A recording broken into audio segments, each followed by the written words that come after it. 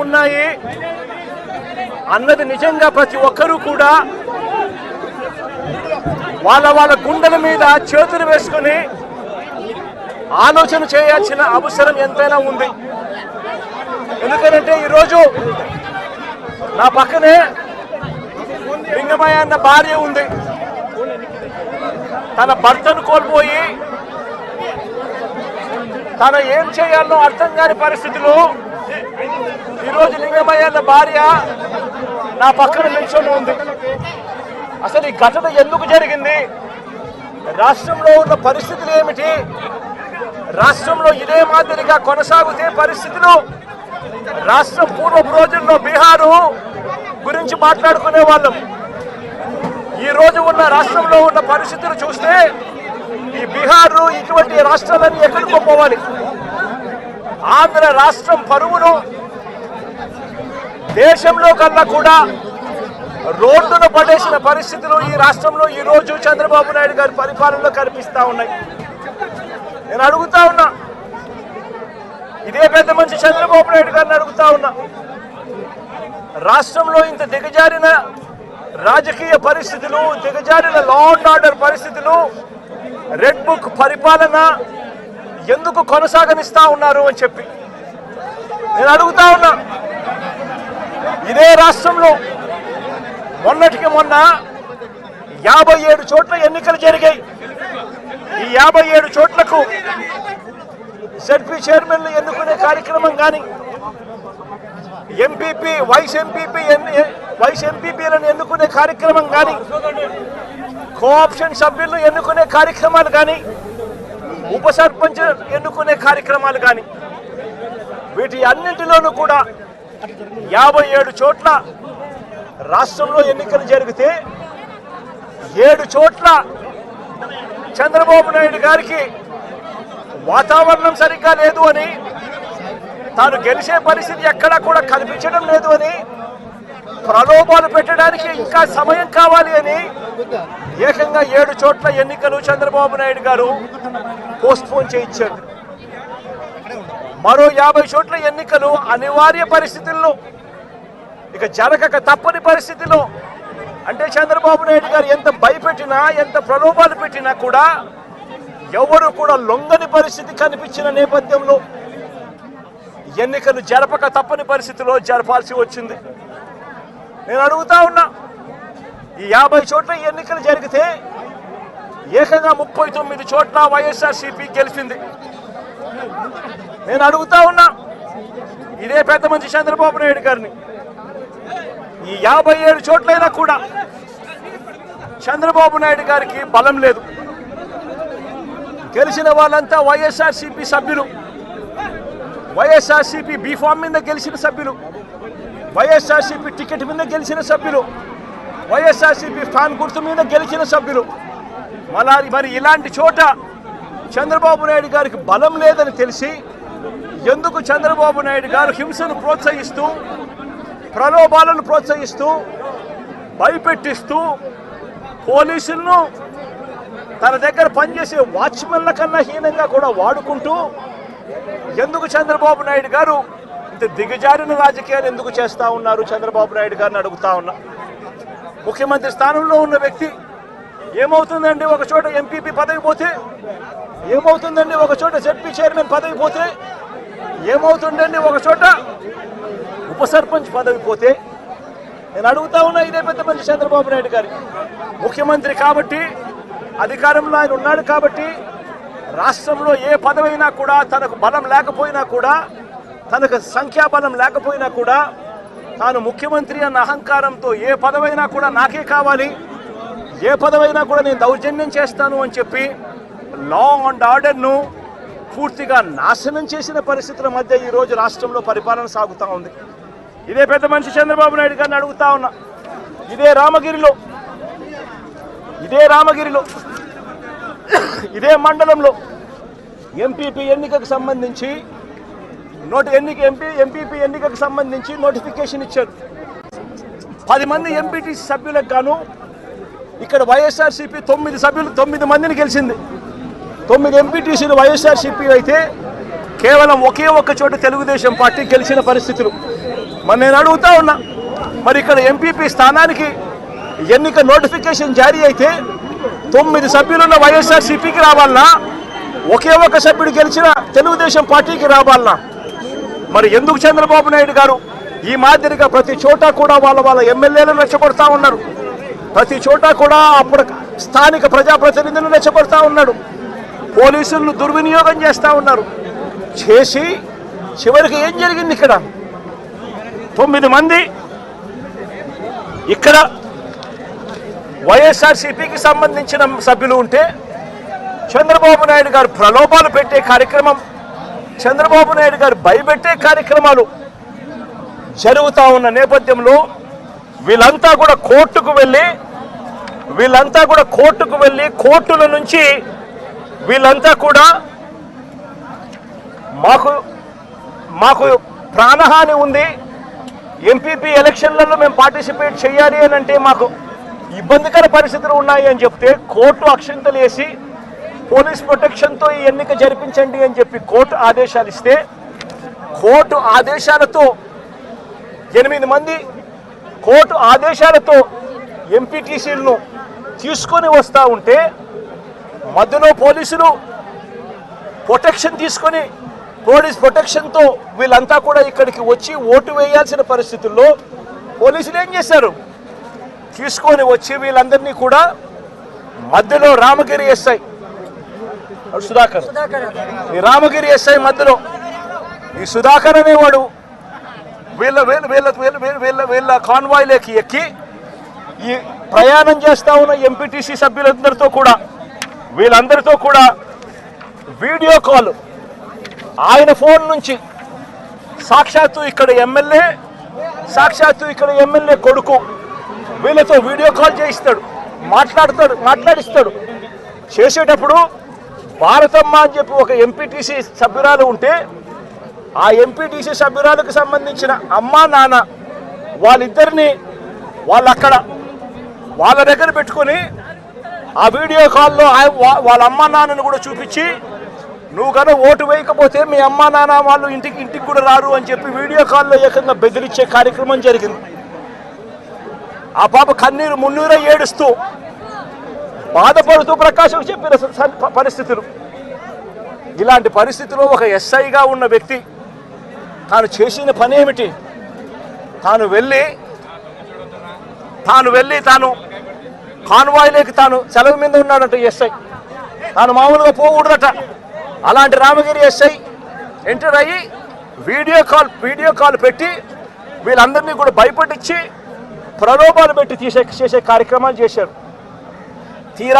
తీరా చూస్తే ప్రలోభాలకు వీళ్ళు ఎక్కడా కూడా లొంగని పరిస్థితి ఎప్పుడైతే కనిపించిందో అప్పుడు ఇక ఎన్నికకు ఎంపీడీఓ కార్యాలయానికి తీసుకొని పోయి ఎన్నిక జరిగించే కార్యక్రమానికి ఫుల్ స్టాప్ పెట్టించేసి టైం అయిపోయి చేసేట్టుగా చేసి ఎన్నిక లాస్ట్కు కోరం లేదని చెప్పి ఎన్నికను పోస్ట్పోన్ చేసే కార్యక్రమం చేసిన తర్వాత ఇదే ఎస్ఐ వీళ్ళను పెనుగొండకు తీసుకొని పోతాడు.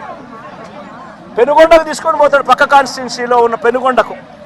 అక్కడ ఎంఆర్ఓ కార్యాలయంలో తీసుకొని పోయి ఎంపీటీసీను బైండ్ ఓవర్ చేస్తూ అక్కడ తెలుగుదేశం పార్టీకి సంబంధించిన నాయకులందరినీ కూడా అక్కడికి రమ్మని చెప్పి చెప్తాడు. అదే సమయంలో అక్కడికి వెళ్ళి ప్రకాష్, మా ఉషమ్మ వీళ్ళిద్దరూ పెనుగొండ నియోజకవర్గంలో ఏం జరుగుతూ ఉంది అని చెప్పి వీళ్ళిద్దరూ అక్కడికి వెళ్ళి మా పార్టీకి సంబంధించిన అంటే ఈయన తనకు సంబంధించిన ఎంపీటీసీలు, మా పార్టీకి సంబంధించిన ఎంపీటీసీలు మీరు నిర్బంధిస్తే ఆ ఎంపీటీసీలకు మద్దతుగా వీళ్ళు అక్కడికి వెళ్ళి ఆ ఎంపీటీసీలను వీళ్ళు తీసుకొచ్చుకునే కార్యక్రమాలు చేస్తే వీళ్ళిద్దరి మీద కేసులు. నేను అడుగుతా ఉన్నా, ఏం తప్పు చేసినారని చెప్పి వీళ్ళిద్దరి మీద కేసులు పెడతా ఉన్నారు. వీళ్ళేమైనా తెలుగుదేశం పార్టీకి సంబంధించిన ఎంపీటీసీలను ఏమన్నా తీసుకొస్తే కార్యక్రమానికి చేస్తున్నారా? లేదే మా పార్టీకి సంబంధించిన ఎంపీటీసీలను సాక్షాత్తు పోలీసుల సమక్షంలో పోలీస్ అధికారే తెలుగుదేశం పార్టీ నాయకులతో కలిసి మా పార్టీకి సంబంధించిన ఎంపీటీసీలను కిడ్నాప్ చేసే కార్యక్రమం ఒకవైపున జరుగుతూ ఉంటే అడ్డుకునేందుకు వీళ్ళు అక్కడికి వెళ్ళి ధర్నా చేసి ఎంపీటీసీలను తీసుకొచ్చుకునే కార్యక్రమం వీళ్ళు చేస్తే వీళ్ళ మీద కేసులు పెడతారు. మరోవైపున ఇటువంటి ఘటనలలో మండలంలో, ఇటువంటి రామగిరి మండలంలో ఇటువంటిది జరగకోకుండా మళ్ళీ ఉప ఎన్నికలు మళ్ళీ పిలుస్తారు, మళ్ళీ నోటిఫికేషన్ మళ్ళీ పిలుస్తారు. పిలిచినప్పుడు తెలుగుదేశం పార్టీకి మద్దతు లేదు కాబట్టి, వాళ్ళు ఎలాగో గెలవరు కాబట్టి దాన్ని హుందాగా వదిలేయాల్సింది పోయి ఇటువంటి ఘటనలు మళ్ళీ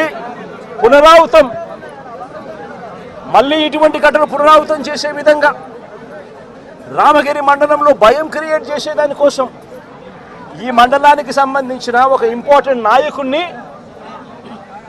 27వ తారీఖున అటాక్ చేశారు ఇదే ఊర్లో. 28వ తారీఖున మళ్ళీ అదే ఇంటిని అటాక్ చేశారు.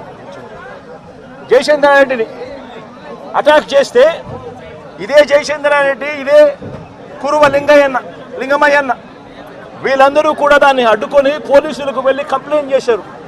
ఎందుకు మమ్మల్ని అటాక్ చేస్తూ ఉన్నారు, మండలంలో భయాందోళన క్రియేట్ చేసేందుకోసం అని చెప్పి మళ్ళీ ఈ ఎన్నిక జరిగితే ఈ ఎన్నికల్లో మళ్ళీ వైఎస్ఆర్సీపీ ఎంపీటీసీలను భయపెట్టాలనే ఉద్దేశంతో, భయానికి గురి చేయాలనే ఉద్దేశంతో అటాక్ చేసే కార్యక్రమం జరుగుతూ ఉంది.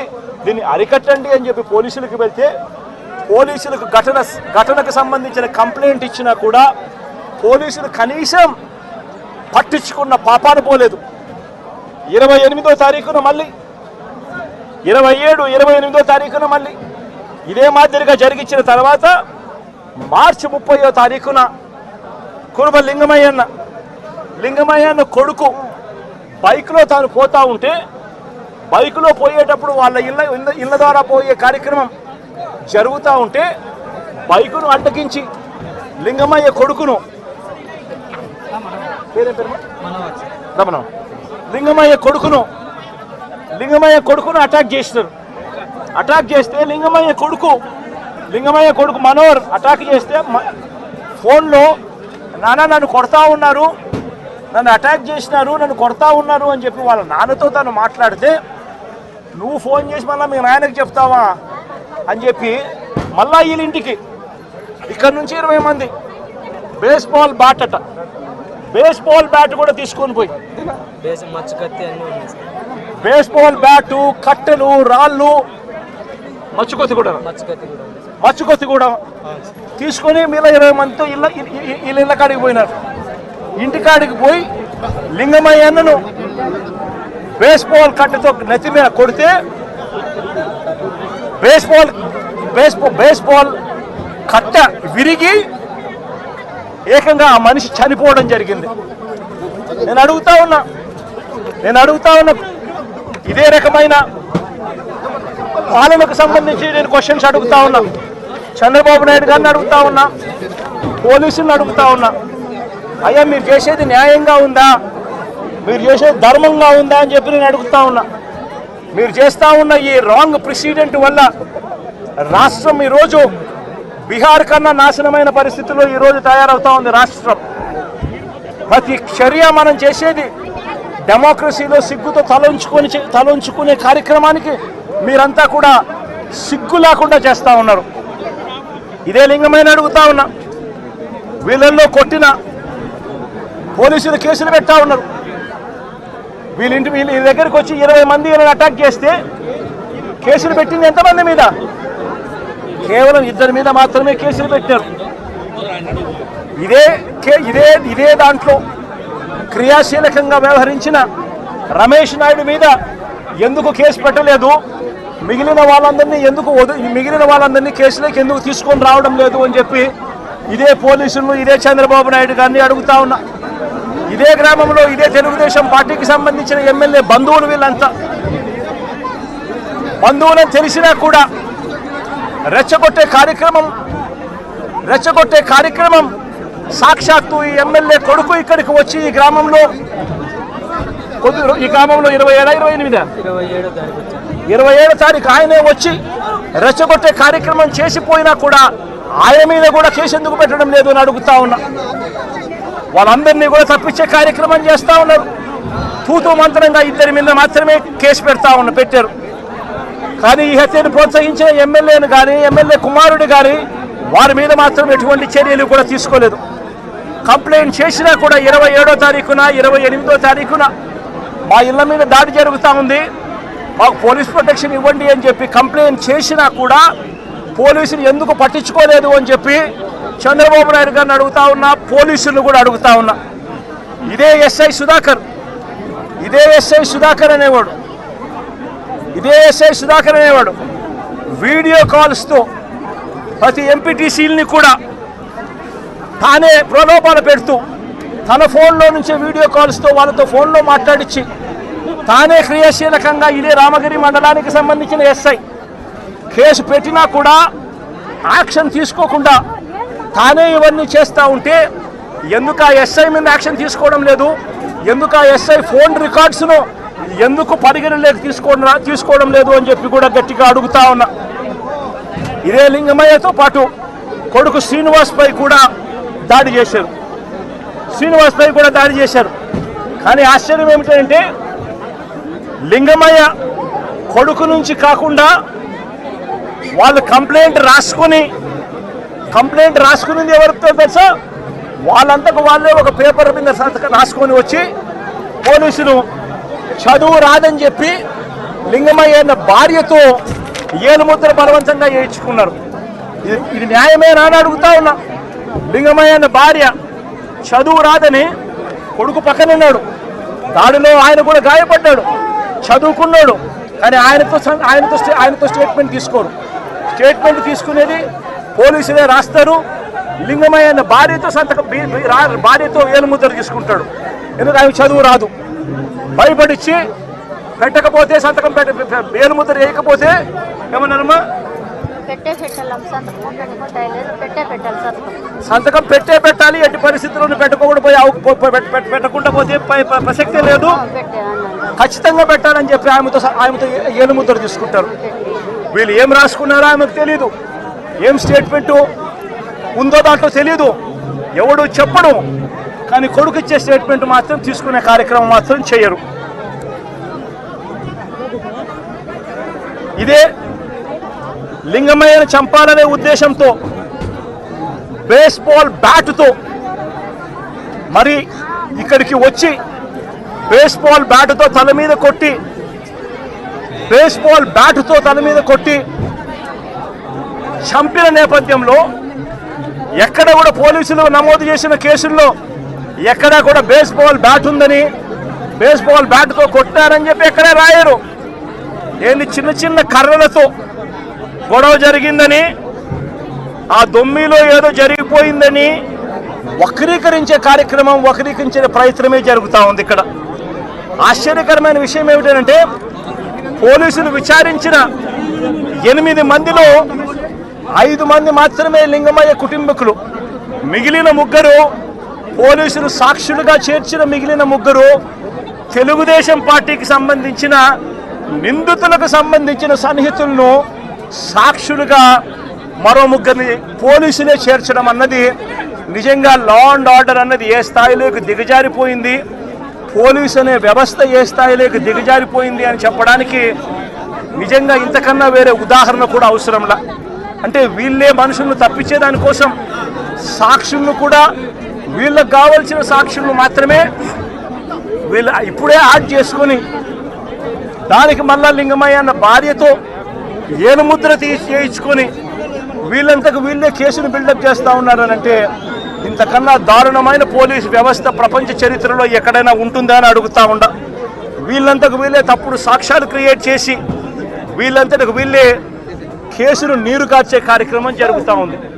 నేను ఒకటే చెప్తా ఉన్నా, ఇక్కడ రామగిరిలో జరిగిన విషయమైనా కానీ రాష్ట్ర వ్యాప్తంగా వీళ్ళు చేస్తూ ఉన్న అన్యాయాలు అయితేనేమి, తిరుపతిలో డిప్యూటీ మేయర్ ఉప ఎన్నిక జరిగితే ఏకంగా బస్సులో ఉన్న కార్పొరేటర్లను ఏకంగా పోలీసులు ఆధ్వర్యంలోనే అడ్డగించి ఏకంగా బస్సులో ఉన్న కార్పొరేటర్లు బస్సులో ఉన్న ఎమ్మెల్సీను ఏకంగా పోలీసుల ఆధ్వర్యంలోనే కిడ్నాప్ తీసుకొని పోవడం ఏ స్థాయిలోకి దిగజారిపోతా ఉందో నేను అడుగుతా ఉన్నా. చంద్రబాబు నాయుడు గారి సొంత నియోజకవర్గం రామకుప్పంలో జరిగిన ఎంపీపీ ఎన్నిక కూడా అదే పరిస్థితి. ఇదే మాదిరిగా దౌర్జన్యంతోనే ఎన్నిక జరిగించే కార్యక్రమం చేసినారు. పశ్చిమ గోదావరి జిల్లాలో జరిగిన అత్తిలి ఎంపీపీ ఎన్నిక చూసినా ఇదే దౌర్జన్యమే కనిపిస్తుంది. ఎక్కడా వీళ్ళకి సంఖ్యాబలం లేదు, అయినా కూడా దౌర్జన్యంతోనే గెలవాలి అని చెప్పి దౌర్జన్యాలు చేసిన పరిస్థితులే కనిపిస్తూ ఉన్నాయి. విశాఖపట్నంలో కూడా ఇప్పుడు ఏం జరుగుతూ ఉంది? 98 మంది సభ్యులుంటే 56 మంది సభ్యులు వైఎస్ఆర్సీపీ బీఫామ్ మీద, వైఎస్ఆర్సీపీ సింబల్ మీద గెలిచిన వాళ్ళు. తెలుగుదేశం పార్టీకి ఎక్కడ ఉంది స్ట్రెంత్ అని అడుగుతా ఉన్నా. ఇక్కడ కూడా దౌర్జన్యం చేస్తూ క్యాంపులో ఉన్న వైఎస్ఆర్సీపీ సభ్యులను సైతం భయపెట్టే కార్యక్రమాలు చేస్తూ ఉన్నారు. ఇళ్ళకి వెళ్ళి వాళ్ళ భార్యలను భయపడిస్తూ మీ ఆయన ఎక్కడున్నారో చెప్పకపోతే మిమ్మల్ని స్టేషన్లో పెడతామని చెప్పి భయపడిస్తూ ఉన్న పరిస్థితులు ఈరోజు రాష్ట్రంలో కనిపిస్తూ ఉన్నాయి. మరోవైపున చూస్తే రాష్ట్రంలో హత్య రాజకీయాలు ఏ స్థాయిలోకి దిగజారిపోయాయి అంటే ఏప్రిల్ 6వ తారీఖున నంద్యాలలో, మొన్న ఏప్రిల్ 6వ తారీఖున నంద్యాలలో, ఈ మధ్యనే నంద్యాల జిల్లాలో సిరివెల్ల మండలంలో యార్లగడ్డ కాన్స్టిట్యున్సీ ఇందూరు ప్రతాప్ రెడ్డి అని చెప్పి మా పార్టీకి సంబంధించిన మండల కన్వీనర్ ప్రతాప్ రెడ్డిపై దారుణంగా హత్యాయత్నం చేశారు. ఇదే చంద్రబాబు నాయుడు గారు, ఇదే ఇందూరు ప్రతాప్ రెడ్డి అనే వ్యక్తి దేవాలయంలోకి వెళ్ళి పూజ చేస్తూ ఉండగా దాడులు చేయించాడు. ఇదే చంద్రబాబు నాయుడు గారు ముఖ్యమంత్రిగా ఉన్నప్పుడు 2017లో ప్రతాప్ రెడ్డి అన్నను ప్రభాకర్ రెడ్డిని, అతని బావమర్దిని చంద్రబాబు నాయుడు గారి దగ్గర నుండి చంపించారు. చంపించిన తర్వాత మా ప్రభుత్వం వచ్చిన తర్వాత ప్రతాప్ రెడ్డికి మేము గన్మెన్ సౌకర్యం మేము కల్పిస్తే, చంద్రబాబు నాయుడు గారు వచ్చిన తర్వాత ఆ గన్మెన్ను తీసేసి చివరికి ప్రతాప్ రెడ్డిని చంపే కార్యక్రమం చేయడానికి ఏకంగా చంద్రబాబు నాయుడు గారు పురమాయించిన పరిస్థితులు మన కళ్ళ ఎదుటే కనిపిస్తూ ఉన్నాయి. మరోవైపున గత ఏడాది ఆగస్టు 3వ తారీఖున నంద్యాల జిల్లా మహానందిలో శ్రీశైలం నియోజకవర్గంలో సీతారాంపురంలో పసుపులేటి పెద్ద సుబ్బరాయుడు అతి దారుణంగా చంపిన ఘటన కూడా చూసాం. ఆ సుబ్బరాయుడు గారిని చంపినప్పుడు, సుబ్బరాయుడు నన్ను చంపినప్పుడు నేను కూడా ఆ ఊరికి వెళ్ళి తనను పరామర్శించి ఎంత దారుణంగా చంపారు, జరిగినది ఎంత అన్యాయమో అని చెప్పి కూడా ప్రశ్నించడం జరిగింది. ఆ ఊరు నుంచి కరెక్ట్గా 10-15 నిమిషాల్లోనే జిల్లా హెడ్ క్వార్టర్స్, అక్కడే ఎస్పీ ఉంటాడు. అయినా దగ్గరుండి హత్య చేయించడం జరిగింది అదే గ్రామంలో. వైఎస్ఆర్సీపీకి సంబంధించిన బీసీ నాయకుడు సుబ్బరాయుడును చంపించే కార్యక్రమం. ఆశ్చర్యం ఏమిటంటే సుబ్బరాయుడు కుటుంబ సభ్యులు పోలీసులకు ఫోన్ చేసి 2-3 గంటల కిందట కూడా ఫోన్ చేసి ఊరిలో ఘటన జరగబోతా ఉంది, బయట నుంచి వ్యక్తులందరూ కూడా మోహరించినారు అని చెప్పినా కూడా కనీసం వచ్చి కాపాడే ప్రయత్నం కూడా జరగల. గత ఏడాది జూలై 23వ తారీఖున పల్నాడు జిల్లా పెదకూరుపాడులో కొసూరులో వైఎస్ఆర్సీపీ నాయకుడు ఈద సాంబిరెడ్డిని కూడా ఇనుప రాడ్లతో దారి కాచి రోడ్డులో కారు ఆపి కొట్టి చనిపోయాడని చెప్పి వదిలేసి వెళ్ళిపోయిన ఘటన. చివరికి తను హాస్పిటల్లో చేరడం, బ్రతకడం, ఈ రోజుకి కూడా తనకు 2 కాళ్ళు 2 చేతులు కూడా ఈ రోజుకి కూడా ఆపరేషన్ మీద ఆపరేషన్ చేసి అవి బతికించే కార్యక్రమాలు చేసే కార్యక్రమాలు ఈ రోజుకి కూడా జరుగుతూ ఉంది. పల్నాడు జిల్లా వినుకొండలో గత ఏడాది జూలై 17వ తారీఖున వైఎస్ఆర్సీపీకి చెందిన రషీద్ అనే యువకుడిని దారుణంగా నరికి చంపిన పరిస్థితులు మన కళ్ళ ఎదుటే కూడా కనిపించాయి. ఈ ఘటన నేషన్ వైడ్ ఢిల్లీలో మేము దీక్ష చేస్తూ రషీద్ను చంపిన, నడి రోడ్డు మీద చంపిన ఘటనను కూడా ఢిల్లీలో దీక్షను చేస్తూ యావత్ దేశానికి కూడా చూపించిన పరిస్థితి కూడా చూసాం. చంద్రబాబు నాయుడు గారి పరిపాలనలో ఈరోజు ఏం చేస్తూ ఉన్నారు అనంటే దొంగ సాక్ష్యాలను వీళ్ళే క్రియేట్ చేస్తూ ఉన్నారు. వీళ్ళే దొంగ సాక్ష్యాలను క్రియేట్ చేసి వీళ్ళకు నచ్చని నాయకులందరినీ కూడా ఒక పద్ధతి ప్రకారము కేసుల్లో ఇరికించి జైళ్ళ పాలు చేసే కార్యక్రమము, చంపించే కార్యక్రమాలు దగ్గర నుండి చంద్రబాబు నాయుడు గారు చేస్తూ ఉన్నారు. మొన్ననే పోసాని కృష్ణమురళిని చూసాం. పోసాని కృష్ణమురళి అనే వ్యక్తి సినిమాలో దర్శకుడు. ఆ మనిషి చేసిన తప్పల్లా ఏమిటంటే నంది అవార్డు తనకు ఇస్తే నంది అవార్డును తాను తీసుకోలేదు. తీసుకోకుండా కుల వివక్ష పాటిస్తున్నారు అని చెప్పి ఒక స్టేట్మెంట్ ఇవ్వడం ఆయన చేసిన తప్పు.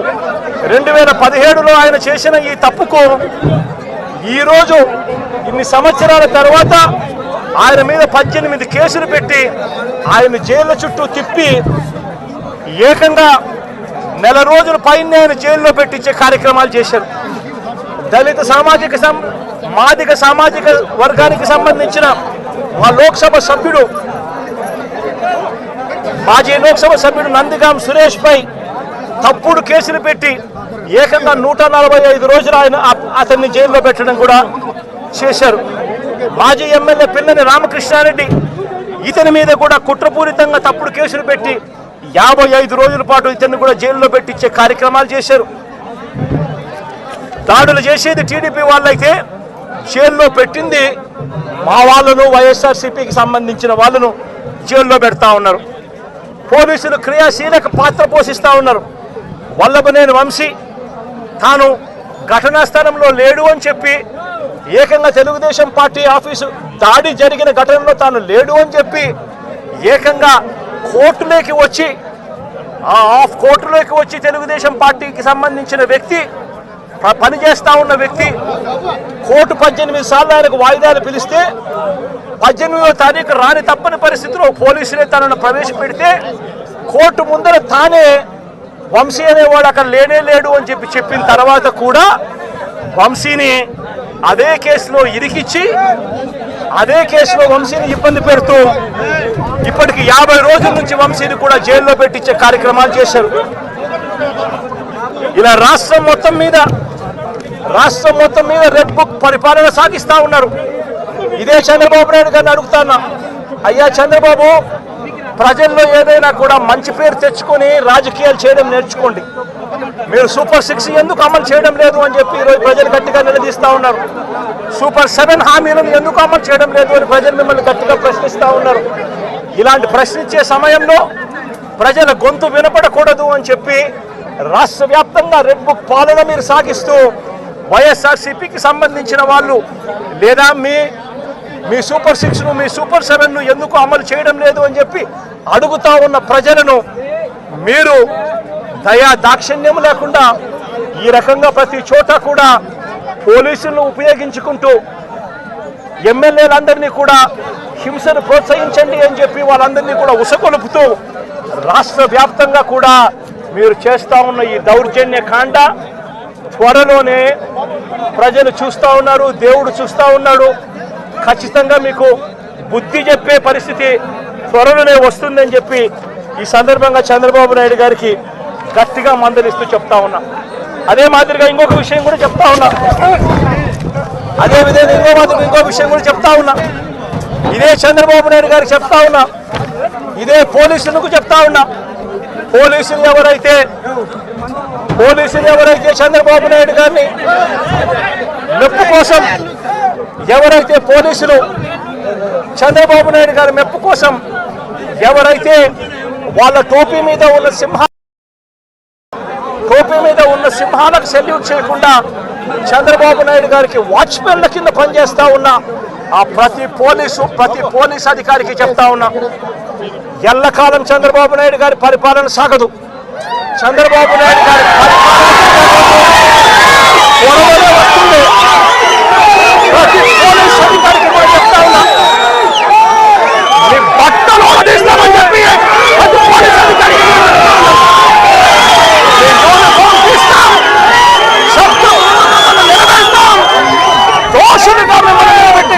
నిలబెట్టి మీ యూనిఫామ్ తీయించి మీకు ఉద్యోగాలు లేకుండా చేస్తామని కూడా ఈ సందర్భంగా ఇప్పటికైనా చెప్తా ఉన్నా. ప్రతి పోలీస్ అధికారిలో కూడా మార్పు తెచ్చుకోండి. ఎల్లకాలం ఇదే పరిపాలన సాగదు. మీరు చేసిన ప్రతి పనికి కూడా వడ్డీతో సహా లెక్కేసి మిమ్మల్ని దోషులుగా నిలబెట్టి మిమ్మల్ని మీతో కక్కిచ్చే కార్యక్రమం ఖచ్చితంగా చేస్తామని చెప్పి కూడా ఈ సందర్భంగా ప్రతి పోలీస్ అధికారికి కూడా చెప్తా ఉన్నాం.